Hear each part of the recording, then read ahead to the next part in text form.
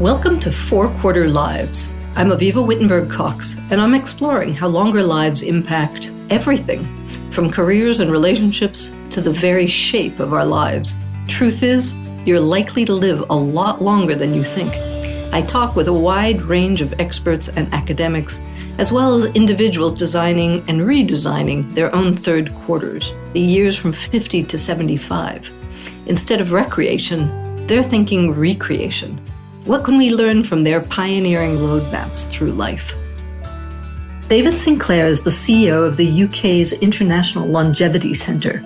He's worked in policy, advocacy, and research on aging and demographic change for over 20 years. In this wide-ranging conversation, we explored different countries' approach to seismic demographic shifts, the pandemic's mass retirement and how companies are responding, shifting attitudes to dying with dignity legislation, inclusive marketing towards older consumers, and gender differences in life, work, and longevity. He shares a uniquely global view of aging society issues. It's nourished by the ILC's Global Alliance and its 16 representatives from across countries and contexts around the globe. Longevity is a uniquely broad tent, and David Sinclair opens a view of its vast and potentially huge opportunities, with an impassioned invitation to the world, and to each of us, to wake up to aging's reality and multiple impacts and needs. So good morning, David Sinclair, and welcome to 4-Quarter Lives. Thanks so much for joining me. Morning, it's great to be here. Now, the ILC, or the International Longevity Centre, based in the UK, is a bit one of the pioneers in this space. You were founded a quarter century ago. I think this is your birthday year this year. Does that make you an international pioneer? And have other countries been looking at aging for quite this long? I think certainly my former boss, Baroness Greengrass, and Bob Butler, alongside colleagues in France and Japan, were absolutely pioneering sort of that 25, 30 years ago when they said, look, we need this network. Bob Butler, of course, was a very famous American doctor who coined the phrase ageism in the 1960s. So actually, we've been talking about some of these issues for a very, very long time. And I think his vision and the vision of the early individuals who set up the Global Alliance was, how do we support productive and healthy aging across the world? I don't think they really wanted to compete with the existing charities that focus on older people. They wanted to look at longevity, not just older people, but also how we get all generations to prepare for long life. So I think that was probably where they were most pioneering. That actually they'd recognized there were huge challenges around old age, and there certainly were, but actually had got to a point where they'd said, look, actually, we think we need to take a futures perspective, and we need to be looking at all ages.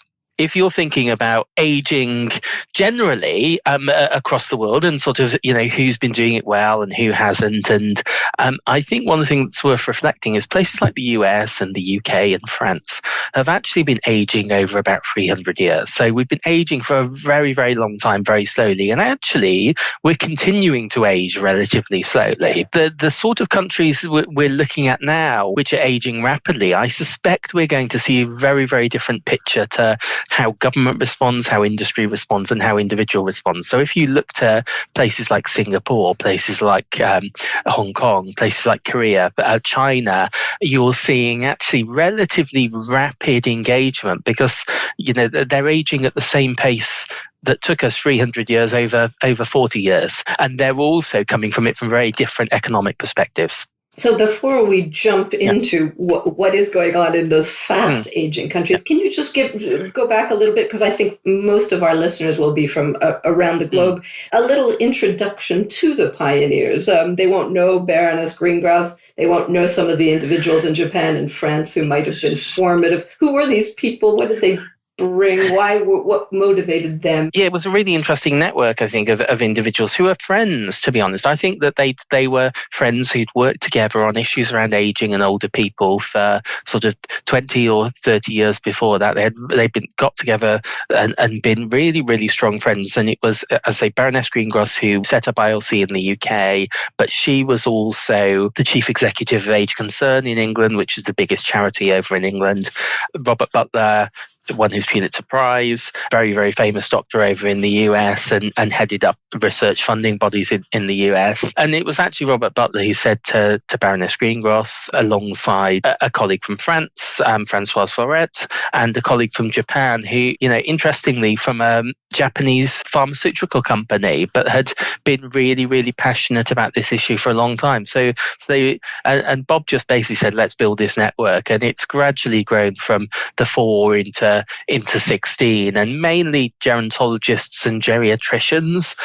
They're all independent, they all work, but actually we do we come together as the Global Alliance, and we do try to also do bilateral projects together. We, for example, ILC in the UK has just come back from doing an event at the British Embassy in Japan, where we worked with our colleagues at ILC Japan.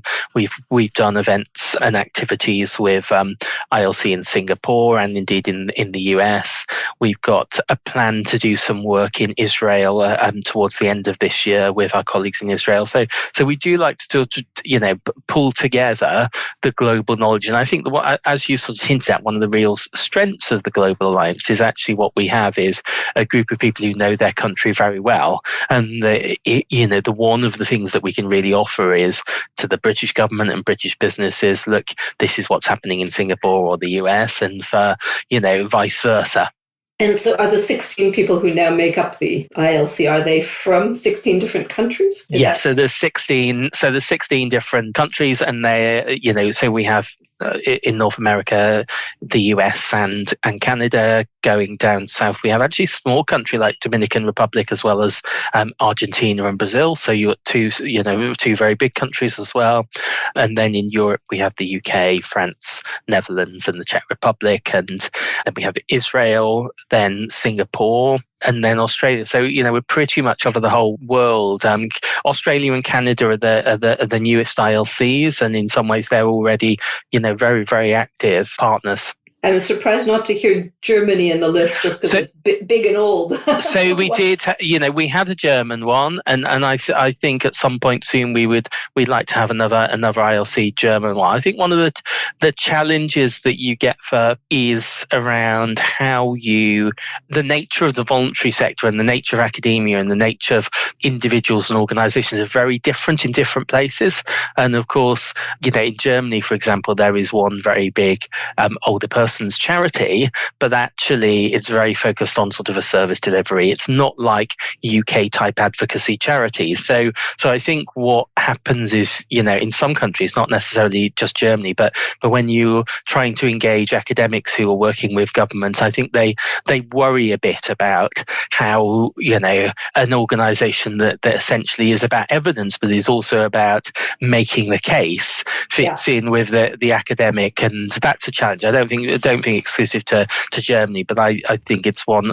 And I suppose what it highlights is that actually, whilst we're a network of countries, and we are a network of countries, actually the thing that really drives members is individuals. So, having someone who is passionate within Singapore or Australia or Canada or Brazil is what drives the new members. Since the founding of the ILC, the world's population has increased by a couple of billion, the proportion of over 65s by 50%. What have you seen change in this time? And can you kind of map us out around the world? On the one hand, people now know we're aging. In some ways, one of the things I go on about with the team here all the time is, fairly frequently the first paragraph of one of our reports talks about us being an aging society. And it's like, we don't need to show population pyramids anymore. If our audience doesn't know we're aging, frankly, we might as well go home. So we know we're aging, and that's changed. I think, one thing that hasn't, I'll perhaps come back onto this, it's done enough of is focusing on solutions, not problems. And it's still the case that for most governments, there's a head in the sand here. For example, no one's really worked out how to do care really well and fund it as well.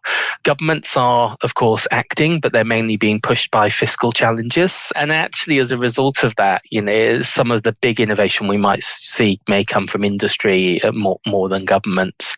I think across the world, it's really interesting. Individuals, it's great to have, people like you advocating in this sort of space and engaged and interested. But it's really striking how there aren't many champions. There aren't many individuals who are out there advocating fascinating. Part of the problem is we all deny aging, that, we pretend that our eyesight won't go and our hearing won't go and we're not like our dads and we won't get dementia and we won't get in a care home. And as a result of that, our own denial of aging, I think, means that a lot of us sort of pretend that, it's not there. And so, so for example, we know that, charities and organizations that try to recruit in this space, there is nowhere near the same, you don't get 18-year-olds, many 18-year-olds saying, I really would love to work in and with older people or aging. Actually, if you're looking at, you get, huge competition around climate change and health. And I think that's a challenge for us where we haven't pushed the button. Aging isn't yet cool. You haven't managed to rebrand it yet. I think we're sort of getting there. And I think, people in the US, you have Ashton Applewhite, who's, getting millions of people onto her YouTube videos and going around the world with really accessible communications. And, some of my colleagues in ILC, ILC Brazil, Alex Kalachi spends, most of his time traveling around the world, making the case. So we have a few people, but compared to other sectors, it's pretty weak. I think, sort of coming back to your, what else has changed? Clearly over 25 years, we have seen some huge changes, both in the UK and across the world, So medical advances, huge medical advances, HIV, for example, cancer treatments and screening. It's actually only 20 years. It's interesting in the context of COVID, but it's only 20 years since we had an adult vaccine specifically targeted at adults. So the flu vaccine is only 20 years old for adults, for older people. And actually what we did, I suppose, over the first half to the latter half of the last century was we reduced mortality and ill health amongst younger people by investing in health. What's happened over the last sort of 30 to 40 years, so the end of the last century up to now, is we've reduced mortality in older people, and starting to improve health in older people. We've got, a greater proportion of people born with a disability living into old age, which is a huge success. We've got age discrimination legislation across most of the world. We've got, a recognition across almost all of the world that there needs to be social pensions or state pensions. So even the poorest bits of the world are looking at some of those things. And for example, G7 sort of 5 or 6 years ago put dementia was core on the G7 agenda. So we have seen, I think, some real progress. But I think that's when that's where it starts to getting a little bit more miserable, particularly at the moment. It feels like across the world, we're hoping technology will save us from aging, and that's almost the language we're using, whilst we're actually also not really thinking about how we plan for the long term. I think coming back to the point around the global agenda, in some ways, it is this challenge of us slowly aging has meant that we haven't done it. And you see in places like China a 5-year plan around aging, which said we'll build, I don't know, I'm sort of slightly making it, I can't remember the exact figure, but we'll build 150 day centers in Shanghai, and they just did it. And I think there's a sense of, we're really struggling to do that sort of thing for lots of reasons in the West. Is the whole issue of dying with dignity part of the advocacy of the ILC? Because it's bubbling up all over Europe. I see in Parliament. What's the position of the ILC? It's certainly something that my chief executive, Baroness Greengross, was very, very passionate about it. She absolutely felt that we should have the choice to, essentially, if you are at a point where you're close to the end of life and you're living in pain and it's not tolerable, that actually choice at end of life is extremely important. And you are, as you say, starting to see more debate from an ILC perspective, because we tend not to focus specifically on older people. We've not ever really done very much in this space except to say, actually, we're a lot more interested in how all of us, young and old, live and die well, how we have conversations about dying, how we think about some of these issues.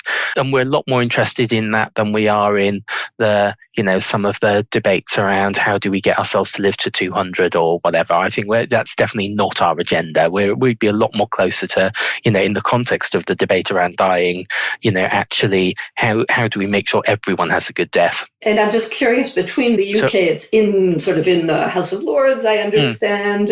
How would you compare what's going to happen? Is it going to change in the UK, do you think? And how does that compare to the US, for example? So one of the things that's really striking is that changing of the law around allowing people to sort of have greater choice at end of life is extraordinarily popular amongst individuals. So whenever there's polling, it's sort of 70%. You're starting to see I say because, there's lots of reasons, doctors and nurses and others actually sort of who've historically been very concerned about it, going to sort of more of a neutral point of view, because they're, of course, seeing patients who are living and people who are living really, really long times and not having a very nice time of it. And actually there is nothing they can do, frankly.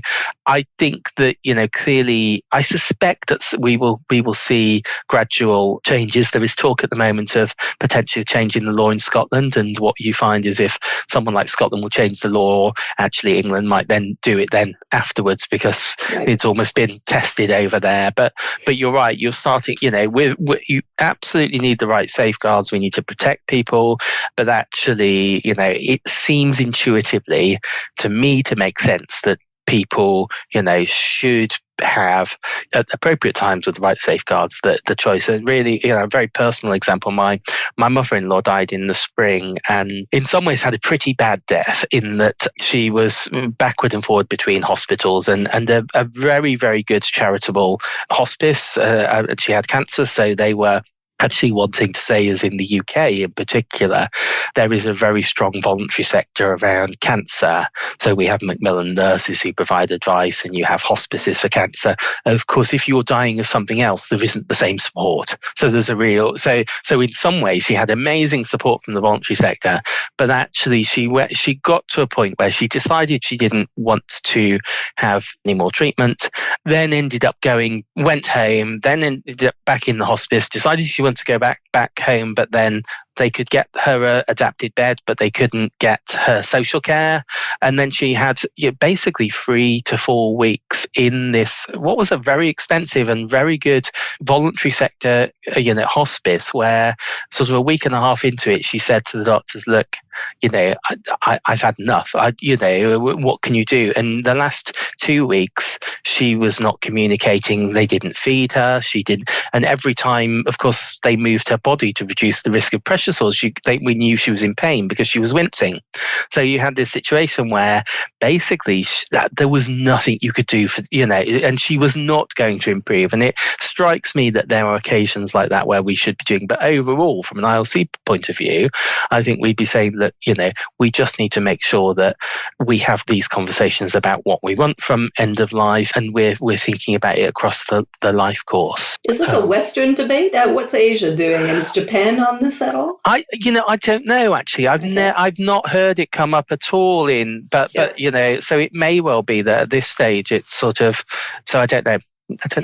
So I'm curious if I can switch gears a little bit from the end of life to more purposeful, perhaps third quarters. Is what do you feel companies are doing? I mean, you said there was an industry push for this, but are companies seeing a market opportunity in developing and responding to the needs of Q3? But what about the talent side of the equation?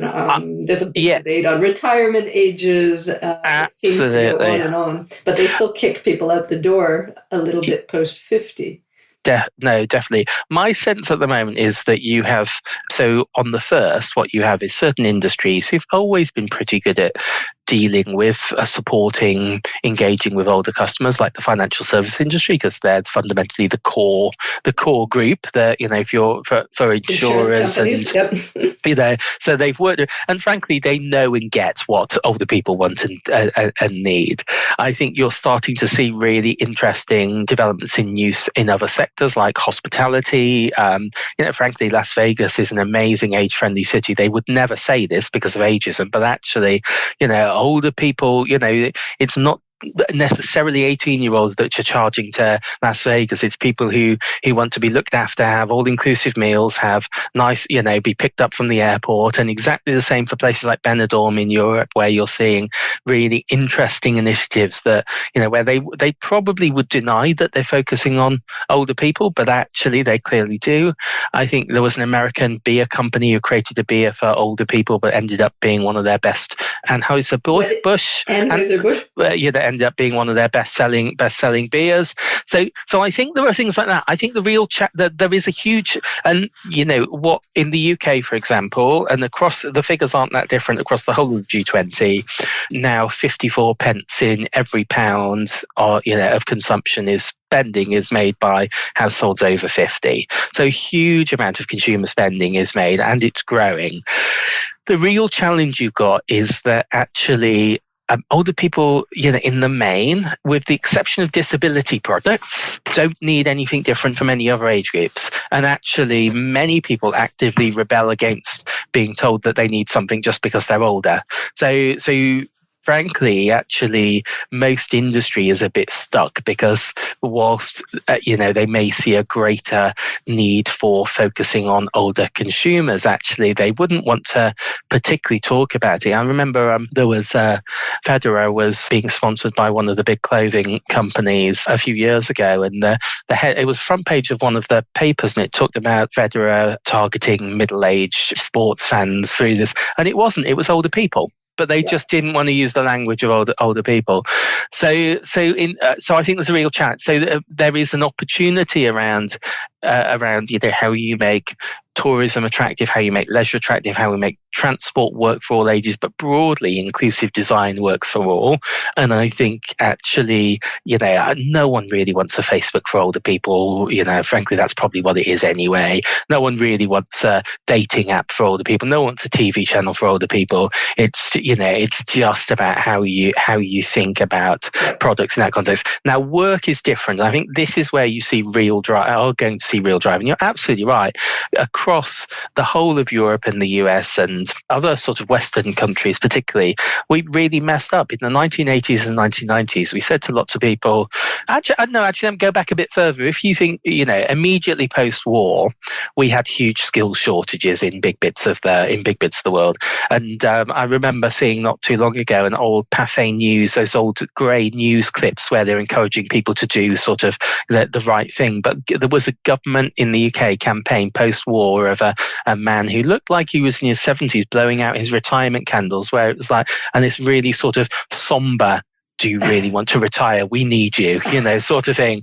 And so you went from this in the 1960s to the 1980s, where companies thought, oh, well, pension funds are doing okay. We've got lots of money and we've got all these younger people. Let's get rid of those older people and then it'll be fine.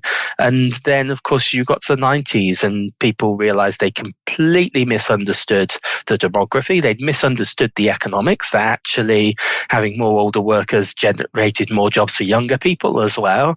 And you've seen since the 90s just this gradual and very slow increase in participation of older people. And it is very slow to the extent to which participation of men in the UK in the workforce at 65 is very similar to what it was in the 1960s. It's not, despite the fact it went down and it's gone back up. Now it will continue to get. Now, why businesses will start to drive this now is they don't have any workers. In the UK alone, over the next decade, just because of demographic change, we're going to face a shortage of 2.8 million workers. If you take into account the move to part-time and ill health, that might be 5 million workers. 2.8 million workers is 2 times the workforce of the NHS.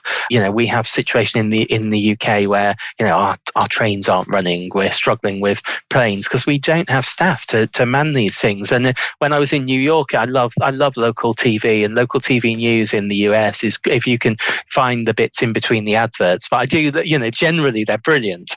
But I was in New York just before July the 4th, and I watched this news program. It was 20 minutes, half an hour, and it was the first story was about there was no lifeguards in New York for the 4th of July, people who wanted to go to the beach. The second story, there was no firework technicians for people who want to do fireworks.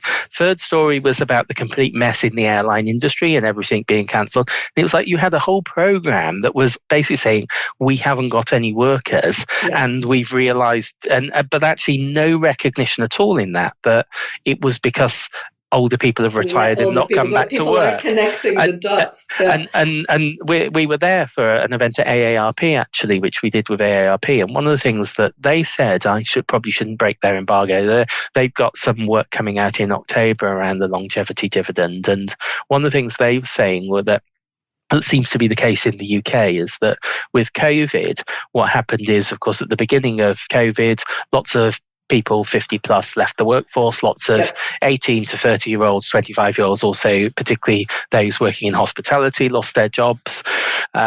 What's happened sort of the last year or so is that the 18 to 30-year-olds are back in work, but actually the 50-year-olds are not unretiring to the extent they were before. And there is I think the evidence from AARP suggests that the whole debate around the sort of the Great Resignation is entirely predicated on, by the fact that it's older people not coming back to work.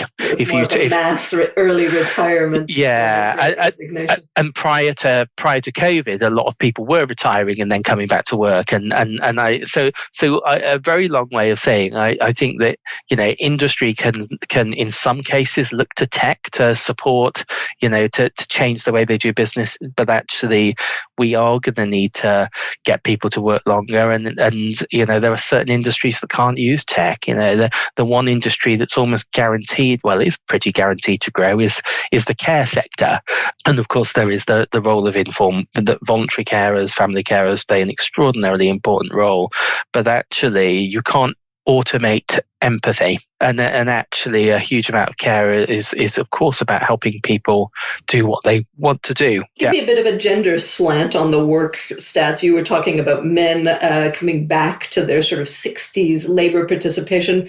Women have been climbing up. What happened in COVID? What do you think we're going to see on the differences between men and women in this period of their lives around work in particular? So I think one of the things with clearly, again, actually, of course, since the 1970s, across most of the world, frankly, what's driven economic growth has been almost, it's almost a bit of a Ponzi scheme. And so, basically, we've just got more and more women in the workforce, and it's gradually increased. And what we've failed to do, and has continued to do, so what we've completely failed to do is recognise that care is really important and someone needs to do it, and that includes both childcare and care for older people. We grudgingly got some of the first, but not any of the second. No, and actually, most in lots of countries, we're starting to see again, sometimes led by industry, frankly, not just government. We're starting to see really interesting initiatives to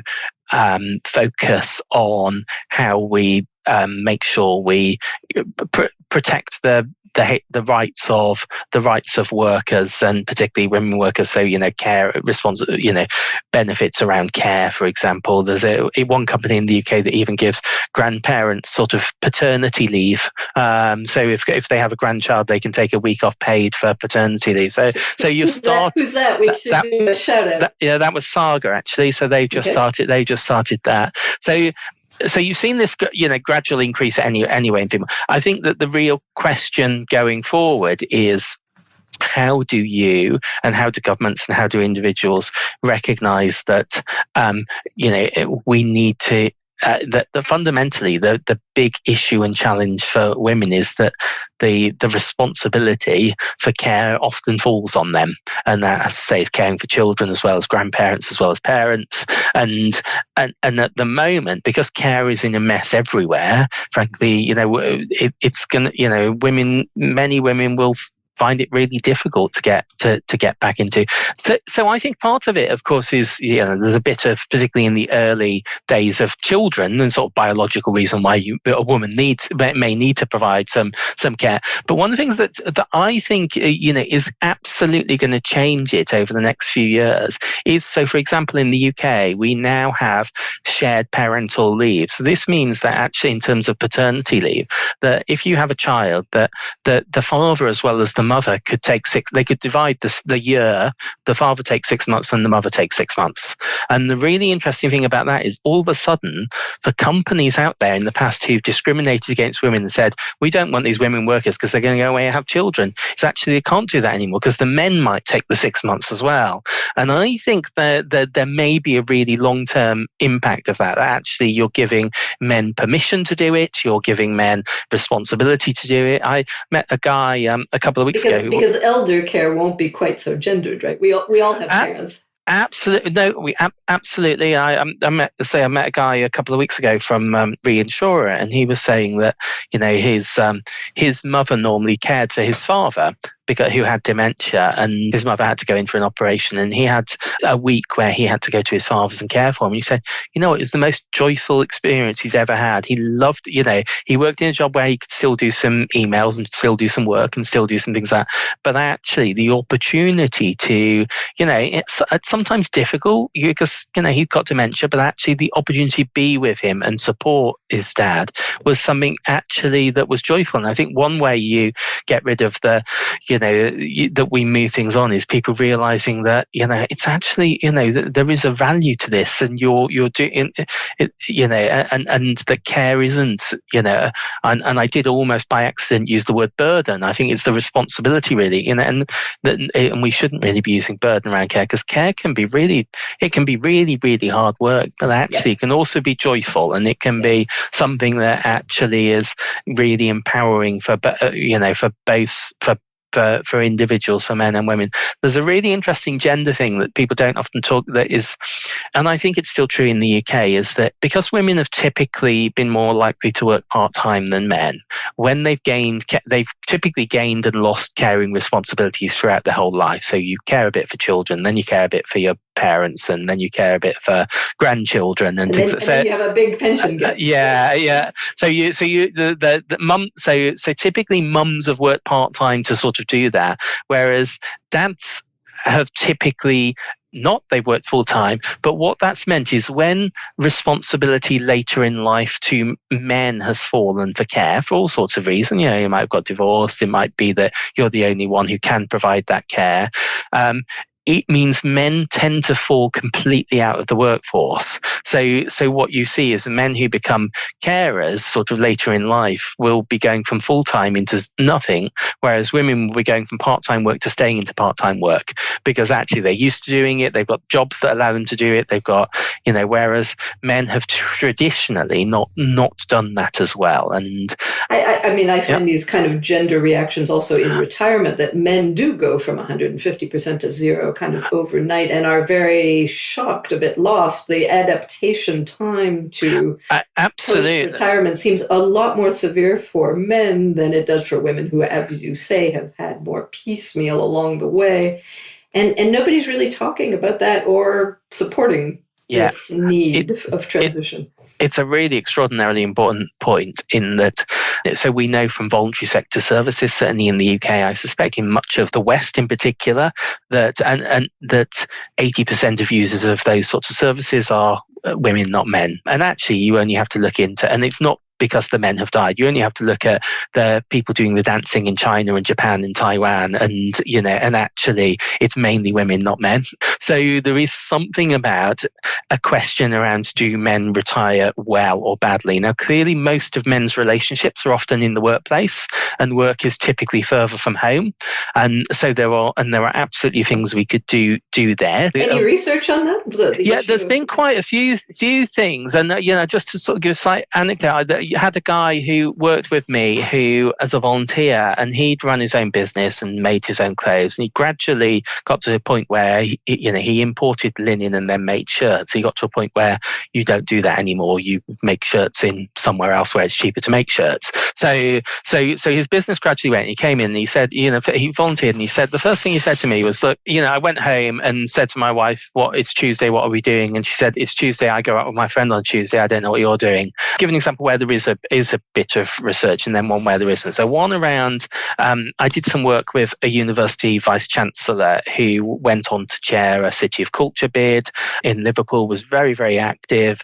One of his colleagues who retired at the same time from the university went back to his home and immediately started declining, mental, physical, watched the TV, didn't do anything. And there's something about what led to person one being really active and person two not. And I think that it's almost certainly around prepared for retirement. So the person who ended up going home was the one who, they both had mandatory retirements, so they were both forced on them, but one of them had thought more about what they were going to do than the other. And I think clearly mandatory retirement, we need meaningful activity, and actually thinking about that before we retire is really important. Couldn't agree more, but I'm just curious what you think before means. Should we start thinking about this when we're 40, 50, 60? I think we probably do need to start. It's really hard to know because, of course, we all have different life trajectories. But actually, increasingly, we do need to be thinking, and I think people on the surface do, but I think what happens is we don't have the serious conversations. What people say is, I'd love to move to the countryside, or I'd love to do even though moving to the countryside is frankly a mad idea if you're, why would at the point you need services, go to somewhere where there's no services and no networks and those, and I think, car for everything. Yeah, need a car. And I think one of the things we don't do enough is have those honest conversations with people, and that in some ways leads us to not be prepared, because people then move to the countryside or move somewhere, or move to Florida, and then they think, I wasn't expecting that because I didn't even really think about it, and actually no one really said, is that a good idea? I think, there are some real interesting questions around gender and health from a couple of points of view around, actually, it's really interesting. I've been looking recently about evidence around whether in old age and before, women talk more about their health than men. And one of the things that's striking is there's very little research. They certainly go to the doctor more. Well, they absolutely go to the doctor. I was with a doctor last week who said to me that basically he loses men between 18 and 60, and then they reappear at 60. But actually, when you get into old age, one of the things is really, I've got this cycling group I lead, which includes lots of men in their 80s who are still much, much quicker than I am. And, literally every other conversation is talking about their waterworks or their sort of personal health issues in a way that I don't think women would. And I don't know if that's generally the crudity of men talking about bodily functions and things, or whether it's just that they want an excuse for the fact they can't cycle up a hill at 15 miles an hour anymore. But it strikes me that some of the things we've assumed about gender and care and health in old age may not actually be as true as we think they are. And I think that there is a need to think a bit more about that. But without a doubt, you're absolutely right. The way we age, fundamentally, the issues around gender, and our identity has such an important impact. Even down to the stuff we were talking about with businesses. Frankly, who makes the decision over which energy supplier you go, what clothes you buy. It's still the case that a lot of women buy men's clothes, particularly in retirement. But actually, there are certain it's changing. But actually, it is important to think about actually who is buying for, that actually it's not always the person you expect. Yeah. So maybe we'll end a little bit on the impact of COVID, 2 years that wiped out a hell of a lot of older people all around the world. What's the impact on the topic, on organizations like the ILC? Has it woken us up, or has it just kind of eliminated part of the conversation? I think that what COVID did for a very short period, and it's really striking if you look at March and April 2020 and Google search terms, you had this huge spike in searches for the word elderly and vulnerable, and it's basically it's fallen back down to where it was before. Clearly what it did for a very short period was make people think, oh yeah, there's a group of people here who may need something different. But actually, I think in some ways it was potentially harmful there, because you automatically then associated old age with vulnerability. And so I think what should have happened is we should have come from it and said, look, actually, clearly lots of us aren't aging very well. Lots of us have bad diets, lots of us smoke, lots of us drink too much, lots of us eat too much. Actually, this is really bad for our health in old age. We need, as governments, to be starting to think about how you help us all be healthier, how will you help us walk, how you help us cycle, how you help us make the right decisions. My sense is that actually governments have already lost that now, that actually most governments are already sort of, even sort of cutting back on, investment in preventative treatments. And it seems to me that we've sort of forgotten very quickly. And a bit of that might be the current sort of economic challenges that are facing the world. But it does feel like, and to give you a really good example, coming back to where we started, it's more than 25 years. It's the 1997 Labour Manifesto in the UK, where we said we would establish a Royal Commission to work out funding of care in the UK. 25 years on, we're no further forward. And in fact, in some ways, because of the political mess, in the politest way, in the UK at the moment, it's hard to see that happening for another 10 years. Certainly 5 years. So it just feels like there was an opportunity with COVID, but it's been missed. Let me ask one last question. Yeah. Your wish list then, maybe not for the next 10 years, but what about for the next, you're 25 years old. What would you like to be seeing at the end of the next quarter century? I think the first thing is we need to see aging as an economic and social opportunity, and play into the finance ministers and health ministers, and as well as health ministers, and sort of not see longevity in a negative lens. And it is true that there are significant economic opportunities that come from us living longer. I think we ourselves have a responsibility to stop denying aging. I don't think we can possibly convince governments that they need to care about social care or pensions or health or the quality of care if we all think it's not going to affect us. And then linked into the two, I think it's we need to consign ageism to the dustbin of history. And I think one of the real challenges here is that actually, ageism is so strongly correlated to sexism and ableism. And actually, in some ways, frankly, as part of that, if we can make progress on tackling ableism and sexism, we will absolutely have made progress with ageism. Because I don't fundamentally think it's people's chronological age, you find which drives ageism. It's the fact that someone is disabled and can't do things in the same way, or that it's someone who isn't male and can't, and we've designed systems around men. Ageism is a strange one because it's so directed against your future self. Is there research to how do we? That's a very bizarre one. Why we fear it? We feared it for millions of years, this notion, the spectre of death and mortality on our horizon. It is weird, isn't it? I suppose one thing to reflect on those, I remember when I was young, and I gave my daughter a book recently that I found when I was a kid, and it's of course not very interesting to her. But actually in it, I found this thing that was a thing about a 12-year-old sort of who was too short to see above the shelf to buy the sweets in the shop, but actually, and had the shopkeeper talking over them to their parents. parent, and it was talking about ageism then and children. And I think actually we need to think about ageism from the context of actually how do we engage people of, not discriminate against younger people as well. And I think that's part of the minute you can start saying to younger people, you can't do this because you're only 16. We don't trust you to go into a hotel, but we can send you to war. Being a certain age means that you can do a certain thing.